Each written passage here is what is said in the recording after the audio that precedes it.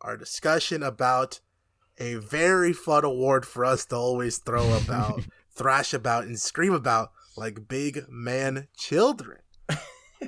We must talk about our Adam Sandler Award for Most Hated Character. These are not necessarily characters that are bad, as in terrible writing. These are characters we just wanted to get the fuck off our screen. And to start things off, we must hand it over to Tristan for number 3. All right. Disclaimer, I don't think anyone that I really had up here made it, but these 3 are very deserving of this list anyways. So I'm going to start it off with Mike from season 4 of Stranger Things, specifically season 4. He's not as bad throughout the whole show, but season 4, Mike is despicable to me. I don't want to see him because his whole character arc is I love 11. And the blinders are on for everything else. He pretty much has no real clue what is going on around him or with all of his friends throughout most of the season, because the only thing on his mind is his 15, 14-year-old girlfriend, 11, which is crazy. It's crazy. They're freshmen in high school, and that's all this kid cares about, as opposed to the end of the world or anything more serious. She's going to save the world, and he's like, why doesn't she love me? This dude is an idiot. And then you have to deal with the fact that they're trying to do the Mike and Will thing. And so Will is pouring his heart out to Mike. And Mike is like, that's cool. Where's 11? And Mike is sitting there in the car right next to him crying his eyes out. And Mike is like, I miss my girlfriend. Why doesn't she love me? This dude is an idiot. He doesn't do anything productive for pretty much the entire season. He's just along for the ride, whining and complaining about his own stuff instead of caring about anything else that is going on with the rest of the crew. I don't like this kid in season 4. He's an idiot. Agreed. At number 2, along the lines of not contributing anything to the team, we actually have somebody who hindered the team very consistently, and that was Mary Winchester in the latter seasons of Supernatural.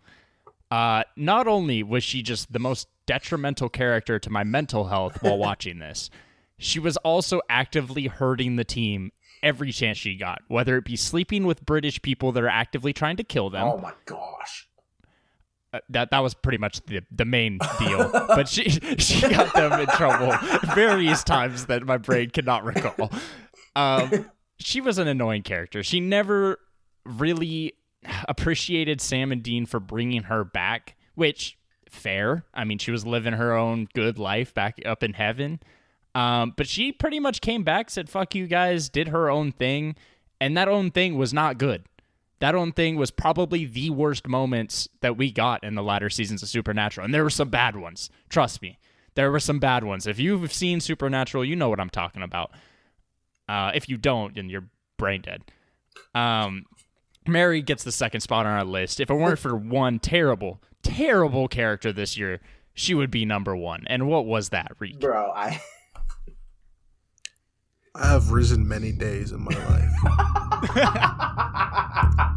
I have slept many nights. I have watched many TV shows. I have watched many movies. I have read many books. I have read many comics. Very rarely do you get me to get so angry and visceral that I try to turn off the show, only to be reminded that I am forced to continue to watch it because I have an agreement with 2 other people that I consider devils now that made me watch this man on my screen over and over. It's not my fault. And I must tell you that his name is Danny, and he is from a show called Bloodlines.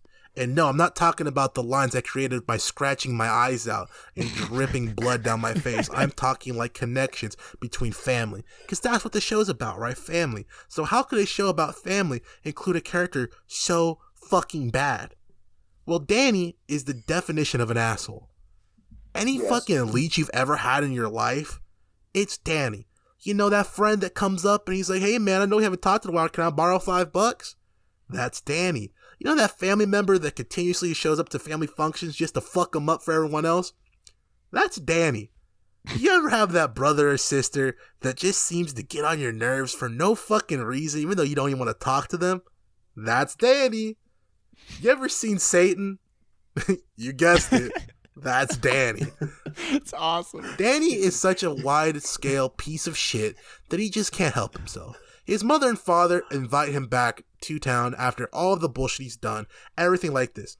And just to let it be known, he's not just a 20-year-old kid, 16-year-old kid. He's a 40 pushing 50-year-old grown fucking man.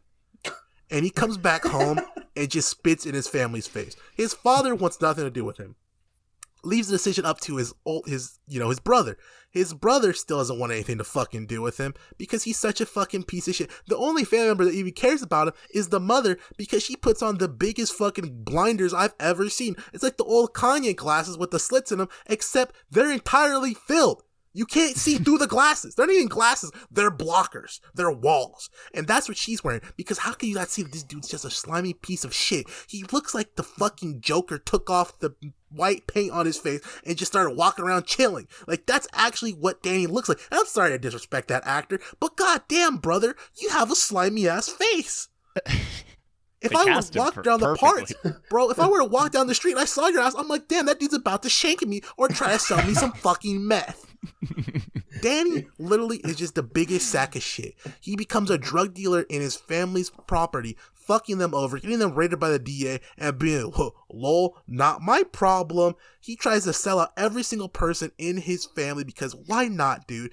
There's child traffickers killing people, blowing up boats with people all over him. Danny's like, oh man, how do I get involved with that? That sounds like a good money-making opportunity. What a fucking piece of human fecal matter. Danny has never upset me like anyone else ever in my life. Even real life motherfuckers that have done terrible shit to me, Danny's worse than them. I will never understand and I will never see another character like this. I hated him so much, that show got a 0 from me. Yeah. Death Note live action got a 1. Just putting that out there. That's why Danny is the biggest trash can ever. And this award should be renamed after him, to be honest. I agree. Because we will never get anything to ever top how fucking terrible this stupid, no good fucking loser was. And I almost want to delete the actor from the planet. That's how bad he was. Oh my god. And that's why he takes away the Adam Sandler, soon to be renamed Danny Award, for being the biggest piece of Danny. Oh wait, I meant shit. Thank you. Yeah, no, I don't need a vote, bro. This dude gets it. This dude gets it for the next 5, 10, 15, 20 years. He's going against John Kreese. Sorry, John Kreese. I guess you don't get to be the winner of the losers. That's Danny. Dude, I was going to go with Kreese still. It didn't matter in the end. For as long as me and Reek are still breathing, Danny stays alive on our worst character list. We might have to change some things then, like your breathing status. No, we have to change Danny's breathing status. They already did. No, I meant the actor.